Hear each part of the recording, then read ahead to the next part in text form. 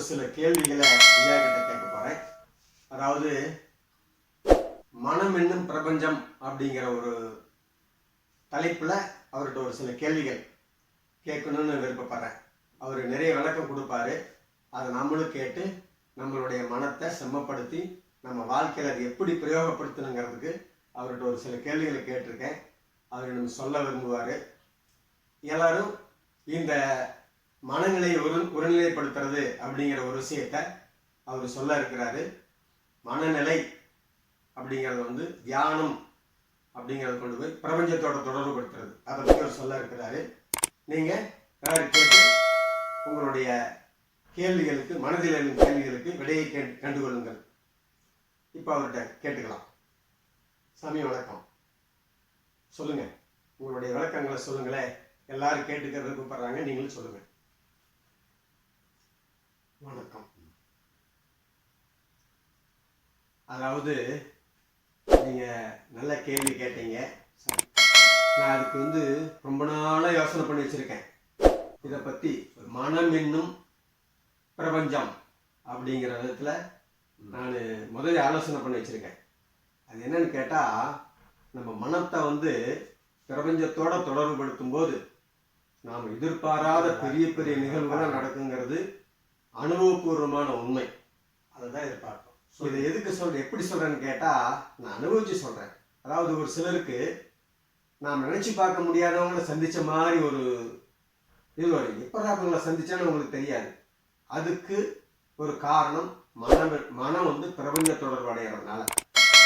அது என்ன மனம் பிரபஞ்ச தொடர்பு? ஒன்றும் இல்லை, உங்களுடைய மனசு எதை பற்றி அடிக்கடி நினைக்குதோ, அடிக்கடி அதை பற்றி நினச்சிக்கிட்டே இருக்கும். அதாவது தியானங்கிற நிலைக்கு போயிருது இல்லையா, அந்த மனம் ஒரே நிலைப்படுது.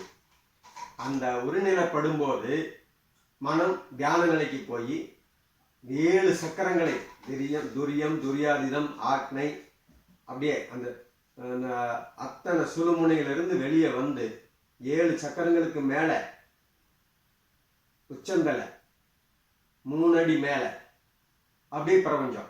இதுதான் பிரபஞ்ச தொடர்பு ஏற்படுறதுன்னு தியானத்துக்கு உண்டான உச்சநிலை.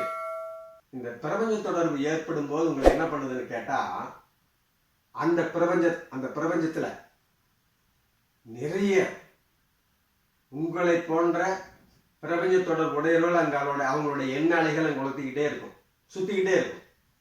அந்த எண்ண அலைகளோட உங்க எண்ண அலைகள் சேரும். இதுதான் பிரபஞ்ச தொடர்புக்கு முக்கியமான ஒரு பாயிண்ட்.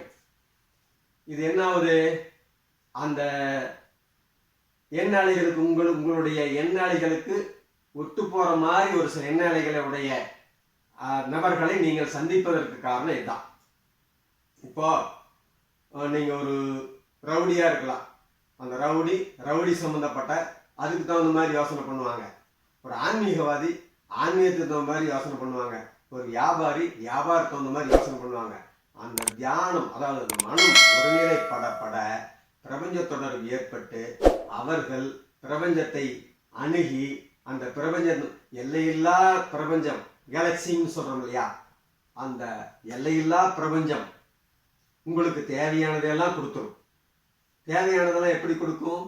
அந்த பிரபஞ்ச தொடர்பை உங்க மனசு நடத்தணும். அதுக்கு என்ன பண்ணணும்? அடிக்கடி அடிக்கடி அடிக்கடி உங்க மனசை ஒருநிலைப்படுத்தணும். உங்களுக்கு என்ன தேவை அதை நீங்க முடிவு செய்யணும். அது முடிவு செஞ்சதுக்கு அப்புறம் அந்த பிரபஞ்சத்துல அதை கொண்டு போய் சேர்த்தணும்.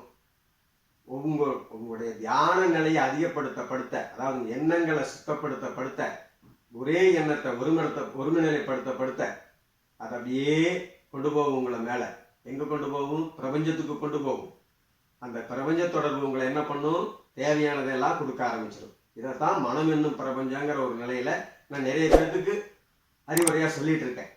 அடிப்படை என்னன்னு கேட்டா அதான் என்ன, மனம் என்னும் பிரபஞ்சம் அப்படிங்கிறத நீங்க ஆத்மபூர்வமா யோசனை பண்ணி பாருங்க. உங்களுடைய மனநிலையில அடிக்கடி மாறுதல் வராம பார்த்துக்குங்க. ஒரே நிலையா ஒரு சிந்தனையை நிறைவேற்றுறதுக்கு முயற்சி பண்ணுங்க. அப்ப முயற்சி பண்ண அந்த முயற்சி கரெக்டா கைகூடும். எப்படி? மனமென்னும் பிரபஞ்சங்கிற ஒரு நீதியில உங்கள் மனம் பிரபஞ்ச தொடர்பு ஏற்படுத்திடுச்சுன்னா அது உங்களை வந்து நல்ல நிலையில் உங்களை கொண்டு போய் அந்த நபர்களோட சேர்க்கும். நல்ல நட்புகள், நல்ல உறவுகள், சந்தோஷமான நிலையில் இருக்கிற ஒவ்வொருத்தரோடும் உங்களை சேர்த்தும். அந்த சேர நீங்கள் சேரும்போது நீங்கள் செம்மையாகிறீங்க. அந்த பிரபஞ்ச தொடர்பு என்ன பண்ணுது, உங்களை அறியாமல் அவங்கள கொண்டு போய் அங்கே சேர்க்குது. இதுக்கு நீங்கள் என்ன பண்ணணும், பிரபஞ்ச தொடர்பு ஏற்படுறதுக்கு மனசை ஒருநிலைப்படுத்தணும், மனசை சுத்தப்படுத்தணும். அசிங்கமான எண்ணங்கள், தேவையில்லாத எண்ணங்கள், குரோதமான எண்ணங்கள் உங்களுக்கு தேவையில்லை. நிறைய நபர்கள் இருக்கிறாங்க, அதை பற்றி கவலைப்படாதீங்க. விமர்சனங்கள் பண்ணுறதுக்குன்னு ஒரு கூட்டம் இருக்கு, அதை பற்றி கவலைப்படாதீங்க. நீங்கள் அதை விட்டு தள்ளி வெளியே வந்து உங்கள் மனசை சுத்தப்படுத்துங்க, தூய்மையாக இருங்க. கண்டிப்பாக உங்கள் பிரபஞ்ச தொடர்பு உங்களை மேன்மைப்படுத்தும். இதை எதுக்கு சொல்கிறேன்னு கேட்டால், நான் அனுபவித்த உண்மை. நீங்கள் இதையும் அனுபவித்து பாருங்கள், நல்ல நிலைக்கு வாங்க. அதுக்காக இதை சொல்கிறேன். எப்படி பிரபஞ்ச தொடர்பு எப்படி ஏற்படுத்தணும்? சரி, மனசை அமைதிப்படுத்துங்க, நிதானமான சிந்தனைக்கு கொண்டு வாங்க, ஆழ்நிலை தியானம்னு கொண்டு வாங்க. நீங்கள் தியானம் இருந்து தான் மனசு ஒருநிலைப்படுத்தணுங்கிற அவசியம் இல்லை. தொழிலில் ஒருநிலைப்படுத்துங்க. வியாபாரிங்களா, வியாபாரத்தில் ஒருநிலைப்படுத்துங்க. பழம் வைக்கிறவங்க பழம் வைக்கிறத பற்றி யோசனை பண்ணும்போது பழம் வாங்க வரவங்க வருவாங்க. காரணம் அந்த பிரபஞ்ச தொடர்பு. பெரிய கோடீஸ்வரன், மருந்து வியாபாரம் செய்கிறவங்க, அதுக்கு சம்மந்தமாக தொடர்பு வேணும்னா அதை பற்றி சிந்தனை பண்ணுங்க, கிடைக்கும். அதே போல் இந்த டீ கடை வியாபாரி, அவர் டீ கடையில் அவர் யோசனை ஃபுல்லாக என்ன இருக்கும்? பால் வாங்கணும், சர்க்கரை போடணும், அந்த பாலுக்கு தான் அந்த நீர் கலக்கணும், அந்த டிகாஷனுக்கு தகுந்த மாதிரி டீத்தூள் வாங்கணும். இதெல்லாம் அவர் கணக்கு. இந்த இப்படி விற்கணும் அப்படின்னு அதை யோசனை பண்ணி வச்சிருப்பார். அந்த சிந்தனை மேம்பட மேம்பட மேம்பட அதை பிரபஞ்ச தொடர்பு அவங்களே அந்த தொடர்பு ஏற்படுத்தி டீ குடிக்க வரவங்கள வர வச்சிடும். இதுக்கு காரணம் மனம் ஒருநிலைப்படல். ஒருநிலைப்பட்டாவே பிரபஞ்ச தொடர்பு ஏற்பட்டுரும். ஆகையினால மனச்சிதறல்களுக்கு இடம் தர வேண்டாம். உங்களுடைய நல்ல சிந்தனைகளை ஒழுங்குபடுத்தினாவே, உங்கள் சிந்தனைகளை ஒழுங்குபடுத்தினா நல்ல சிந்தனை வந்துடும். நீங்கள் சிந்தனை என்னடா கெட்ட சிந்தனை வருதுன்னா கவலைப்படாதீங்க, வரணும். கெட்ட சிந்தனை வந்தால் தான் நீங்கள் உங்களை ஒருநிலைப்படுத்திக்க முடியும், உங்களுக்கு நல்ல ஒரு தீர்வு கிடைக்கும். அதனால் இது வந்து ஒரு மனசு ஒருநிலைப்படலைன்னு வருத்தமும் படாதீங்க. மனசு அது பாட்டு விடுங்க. குறிப்பிட்ட சமயத்தில் கப்புன்னு ஒரு இடத்துல வந்து உட்காரு, அப்போ கப்புன்னு பிடிச்சிங்க. அது உங்களுக்கு தெரியும். அந்த ஒருநிலைப்படுத்தணுங்கிற எண்ணம் வந்துட்டாவே குறிப்பிட்ட காலத்தில் குறிப்பிட்ட நேரத்தில் உங்களுக்கு தெரிஞ்சிடும், அதுக்கு வந்துடும். இதில் ஜோதிடமும் இதில் உறுதுணையாக இருக்கும், கிரகங்களும் உங்களுக்கு உறுதுணையாக இருக்கும். இதையும் நம்புங்க. அதுக்குன்னு வந்து நான் ஜோதிடத்தையே நம்புங்கன்னு சொல்லலை. ஜோதிடத்தை ஓரளவுக்கு நம்புங்க. உங்களுடைய வாழ்க்கையில் மாற்றத்தை கொண்டு வரதுக்கு அது ஓரளவுக்கு அணுகுங்க. ஜாதகத்தை உங்களுக்கு சாதகமாக பயன்படுத்திக்கிங்க, அவ்வளோதான். இது வந்து எதுக்கு சொல்கிறேன்னு கேட்டால், எல்லாம் ஆன்மீகமும் ஜோதிடமும் ஒன்று. அதுதான் நான் சொல்ல வரேன்.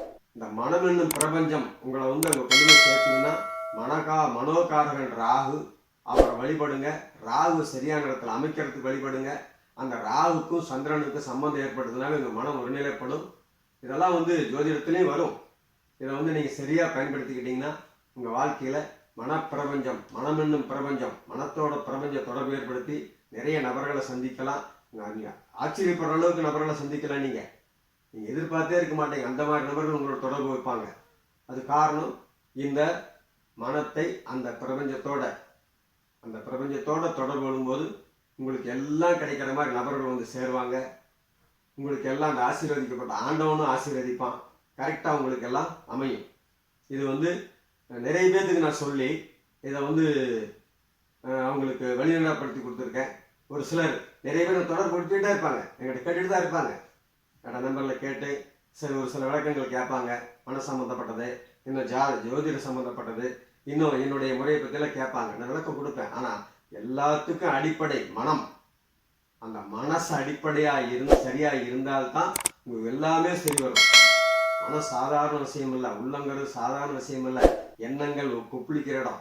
அந்த எண்ணங்களை கட்டுப்படுத்தி பிரபஞ்சத்தோட தொடர்புபடுத்தணும்னா உங்களுக்கு இந்த பிரபஞ்சத்தில் இருக்கிற கிரகங்கள் அத்தனையும், இந்த கிரகங்களில் இருக்கிற கடவுள் என்கிற இயற்கையும் உங்களுக்கு சரியாக துணை புரியும்.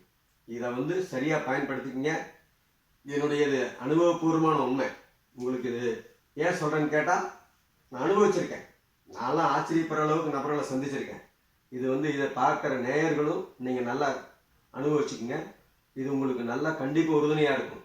இந்த நேயர்கள் அனைவரும் இந்த பிரபஞ்ச தொடர்பு ஏற்படுத்திக்கிட்டீங்கன்னா நீங்கள் ஆச்சரியப்படுற அளவுக்கு உங்கள் முன்னேற்றம் இருக்குது. இது உறுதியாக சொல்கிறேன். இது ஏதாவது முன்னேறலைன்னா நீங்கள் என்னை ஃபோன் பண்ணி கேட்கலாம். நான் அதுக்கு ஊர்ஜிதமே தரேன். எந்த அளவுக்கு உங்களுடைய மனசில் ஒருநிலைப்படுத்தி எல்லாத்தையும் நீங்கள் தொடர்பு கொள்கிறீங்களோ, பிரபஞ்ச தொடர்பு கொள்கிறீங்களோ, அந்த அளவுக்கு உங்களுடைய வாழ்க்கை செம்மைப்படும். இது உறுதி. இதுக்கு நான் நீங்கள் எப்போ வேணாலும் என்னை தொடர்பு கொள்ளலாம். என்னுடைய சேனல் இதுதான். சப்ஸ்கிரைப் பண்ணுங்கள், இது ஷேர் பண்ணுங்கள். இன்னும் நிறைய நபர்கள் இதை பார்க்கட்டும், அவங்களும் இதோட விளக்கத்தை தெரிஞ்சுக்கிட்டோம். இது என்னை தொடர்பு கொள்றதுக்கு தாராளமாக உங்களோட நான் இருப்பேன். இது என்னுடைய பணிவான வேண்டுகோள். எல்லாரும் பிரபஞ்ச தொடர்பு கொள்ளுங்க. நல்ல செயல்களை, நல்ல சிந்தனையை ஏற்படுத்துங்க. நல்ல செயல்களை கொண்டு வாங்க. உங்கள் போகிற பாதையை ஒழுங்குபடுத்திக்கிட்டீங்கன்னா போய் சேர இடம் அருமையாக இருக்கும். அதை நீங்கள் கடைப்பிடிங்க. நன்றி.